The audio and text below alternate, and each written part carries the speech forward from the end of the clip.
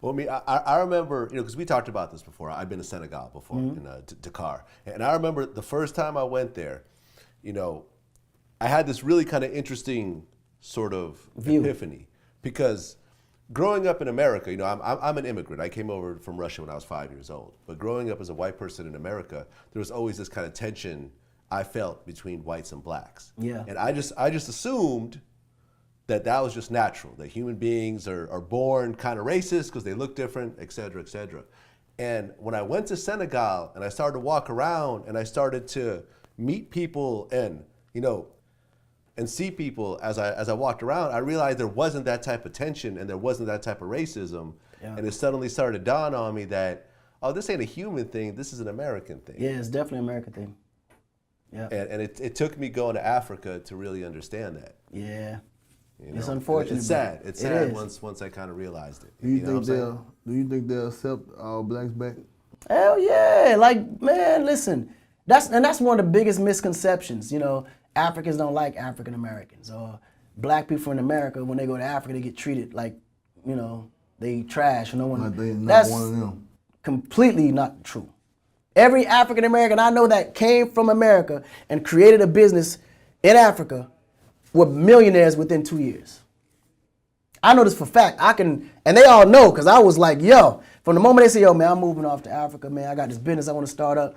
I guarantee you 2 years when I came back, they was multi-successful in that, making multi-million dollars. And I couldn't believe it.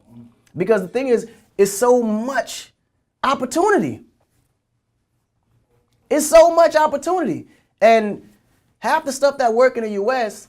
will already work in Africa anyway, because majority of the time it's not actually being done there. And most of the people that's over here already have the education on how to do it successfully. You know what I'm saying? Like, prime example, the music industry. I already knew that was a great road for me over there. So when I went there, I said, okay, cool. I want to just be the universal of Africa. Why not? We go and sign all these acts. Let me start developing all these acts. Right now, Nigeria got a great sound that's starting up, but they speak English, which means they understand and they can be understood outside of Africa. And they already got the swag, because majority of Nigerians, are in line with the British. So when you go to the UK, it's fashion friendly there. They got the swag, they know how to flow it out. So that's why I started my, Convict Africa in Nigeria.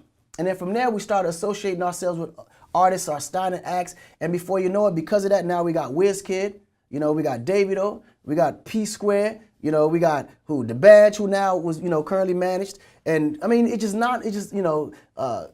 Mady, like, it's nonstop. And now it's that whole wave that everyone is slowly starting to gravitate to over on this side.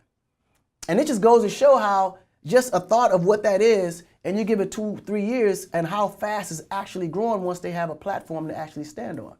Mm-hmm. Right, and Wizkid just had the song with Drake. With Drake, you know what I'm saying? Like, and these are all artists, so it's like, and it's easy. It's not even, because the talent is there. They just need a platform. Yeah. Now, just the other day, Trump was nominated as the Republican nominee. Now, you had made a comment before that you actually compared Trump to Hitler. Yeah, a lot of the comments Trump was making, Hitler definitely not only made, but and I'm not saying Trump is Hitler. I'm saying the way his comments come off feels like an era from Hitler. Because it's just like, we are way too deep in for, like, there should not even be a gender separation, a nationality separation, a color separation in 2016-17. Like, it just doesn't even make sense. Like, what purpose does that make? Like, I just don't understand. Like, it doesn't matter, because no matter who you are, where you're from, or what color you are, you can't tell me that one person is either more talented or more smarter or has more capabilities than the other person in any field or any, system. It just doesn't make sense. Like, if you're telling me the only thing that separates us is color, and now, of course, gender is a big thing, but at the end of the day, we still are human. We still got all the same body parts. We still all got the same functionalities, and we still all bleed the same red blood. So it's like, what is it about all of that that makes anything different, that creates life to be more complicated than it has to be? It's just stupid to me. Just believe in each other. Boo Dirty, what do you think about Trump? I just did a video with Trump. He just put Trump in the trunk in his last video. Wait, you put him in the trunk? Yeah. Kidnapped him. You kidnapped him and put him in the trunk? Yeah. There you go. He just, I don't know. I think Trump is bad. I think he's bad for America. You know, And I he's think getting worse about the day. because he's magnified the way of thinking of the people that was hiding it. And I would have preferred they continue to hide it, because when they hide it, it offers time for us to explain it to our kids growing up. Because my kids don't know racism. I don't even teach my kids black history. Period. You know why? Because black history in America is completely negative. And me teaching them black history is only going to make them hate white people. You follow? And I'm like, why would I want to poison my kids' brains with that? Even though it happened, but that's the past. That has nothing to do with our future. And guess what? With every past, you learn from it, you develop from it, you become stronger, and you become better. So I'm not about to bring them back to the past of memories that was made by our ancestors who was dealing with whatever they was dealing with at the time. Well, now we can just figure out how to use that same mind instead of learning about the future, the history. We can use that same mind to develop the future that won't have to look or feel like the past. Yeah, are you Muslim yourself? Yeah, I'm Muslim. I was born Muslim. Okay, so there you go with the whole Trump thing once again. Mm-hmm. Where Trump is essentially anti-Muslim.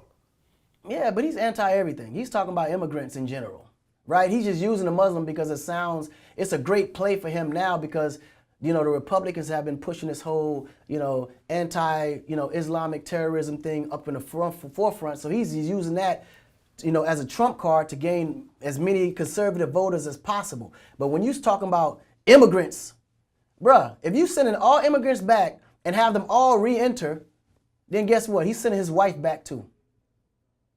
Because she's clearly not from here. So what are you telling me, Trump? Yeah, man, I'm scared if Trump gets elected. Listen, even the Republicans are scared. You know what I'm saying? Like no one has really officially endorsed him like that except Christie. Yeah, Everybody else is like 1 foot in, 1 foot out, just in case. And if they endorse, they don't endorse to the fullest. They endorse just enough to make the Republican Party happy. You know what I mean? Like it's crazy. When you look at what's happening right now, along with Trump and the racism that's rallied behind him, now you see a level of social instability that you haven't seen since like the 60s. Absolutely, absolutely. Boo Dirty. In Memphis, that's the Deep South. How do you compare the racism from Memphis to a place like New York or California? Do you see a difference? Basically, I don't see a difference because everybody gets along. You know what I mean? Like you got to be, like he said, like you got to be stuck in old times to even feel that way right now. Like the world to this day is like I don't feel no different about you. You don't feel no different about me, because if you would, you wouldn't be sitting around here interviewing Akon if you felt that way. You see what I'm saying? Like you look at us as how we look at you, like a successful man. Like it ain't about the color issue or how you feel about somebody. Like I feel like he's trying to bring that back. Like he coming out the closet, letting us know how he really feel and what he really want to do. And there's some people out here that really want him to do it. Yep. That's been feeling like that 20, 30 years. Like, and it's the older conservative crowd. There's old folks. Exactly. Because our generation don't care about that. I was watching somebody and they made sense. They were like, the stuff that's going on today, they've been separated us, like different schools for them, different education. Like it's been a difference. You know what I mean? Like it shouldn't be like that. It shouldn't be the difference in us. Like what makes you get a better education than me? Exactly. But then I grow up and still be smarter than you. I just learned a different way than you. Yeah. You see what I'm saying? Like y'all two ain't no different. Both of y'all successful. No matter where you learn and studied it and where he learned and studied it, it's no different. Life goes one way. It goes one way. Like pulling the trigger of a gun goes one way. It ain't got 3 options, 4 options. You know what I mean? So at the end of the day, I just think people these days ain't thinking twice about it. It's the ego and the pride. Like the younger generation don't think. You know what I'm saying? Like 30 years ago, It's still pain from growing up with no tennis shoes.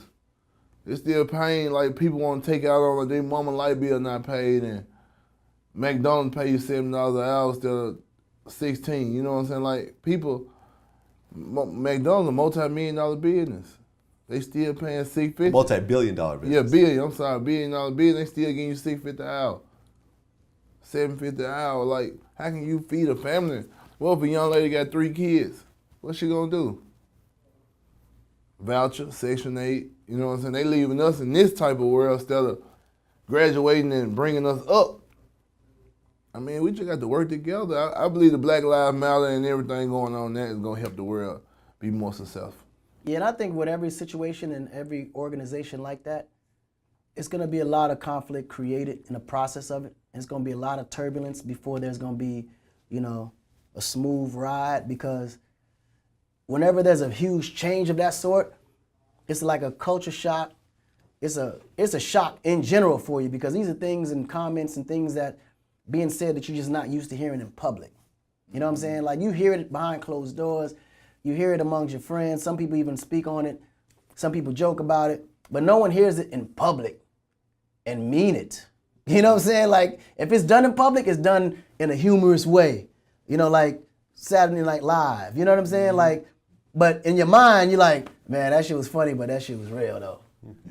You know what I mean? Like, no one never speaks directly about it. Now, it's like people are speaking directly about it. So it's actually a benefit that you now know how people are really feeling in certain parts of America, but it's also a disengagement when it comes to trying to create a better environment for children growing up, because you don't want them tainted, and you definitely don't want them to be in a position where they inherit that same hate. Exactly. You know what I'm saying? And that's the part that worries me. I don't want our children in a position where they're getting confused trying to figure out, why is our politicians talking about black people and women and, you know what I mean, that way. You know what I'm saying? I feel like they warned us with the movie Remember the Titan 3, 4, 5 years ago. You know what I'm saying? Like, Remember the Titan was a movie like that, to where they were separated and they both went on 2 different buses and came back together. Like, that's what's going on now. Like, everybody putting their foot down together. Like, hey man, I ain't got no problem with you, you ain't got no problem with me. I ain't like him. I don't feel like how Trump feel. You know, there's some people out here that's expressing their opinion like, I don't feel like that. You see what I'm saying? Like, I'm John, you so-and-so, that's us. You know what I mean? Like, there's some people out here that want to get along, that want to do things that blacks do. Like, it's some blacks that want to do things that whites do. You know what I mean? Like, we just got to come together. It's getting better, though. I got a good feeling about it. No, I think it's getting better. And I think, you know, that's God's work, because he's just flushing it out and flushing them out. You know what I mean? Yeah, man. He's flushing it out, you know, because he has to expose those. He has to expose everybody that has no, you know, great thought, you know, and great idea for moving the world forward in a positive way, and flush out those selfish people that's just trying to create businesses and opportunities for themselves and the people around them, because it still always boils down to money at the end of the day. And we just got to be in a position where we can, you know, evenly distribute the wealth in a way where everyone feels like they're going to benefit when they put in their hard work and earn time and, you know, equity side. I mean, like, sweat equity in. Like, people work hard, but they just don't get paid the wages they feel like they work for. And that alone causes a lot of pain.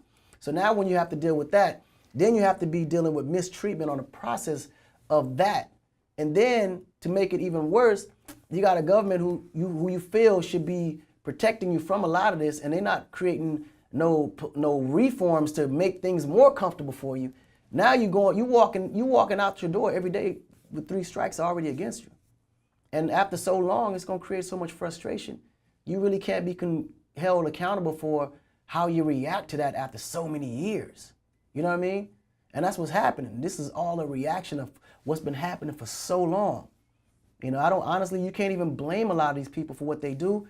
But at the same time, the city, the politicians, they have to be held accountable for it, because these are the same people that's hiring these people that's having all these issues within the force, and they're the ones that's selling the guns to these people with these, you know, these brain aneurysms and mental health issues and things of this nature. It's like, if we don't create reforms to prevent that, yeah, this ain't gonna never stop. It's simple. They can stop it. The politicians can stop it right now. They rewrite the laws to where it's not about profit and about real, human life, that benefits human life. And then from there, you have to now hold the people accountable for those things that's done against people's human lives.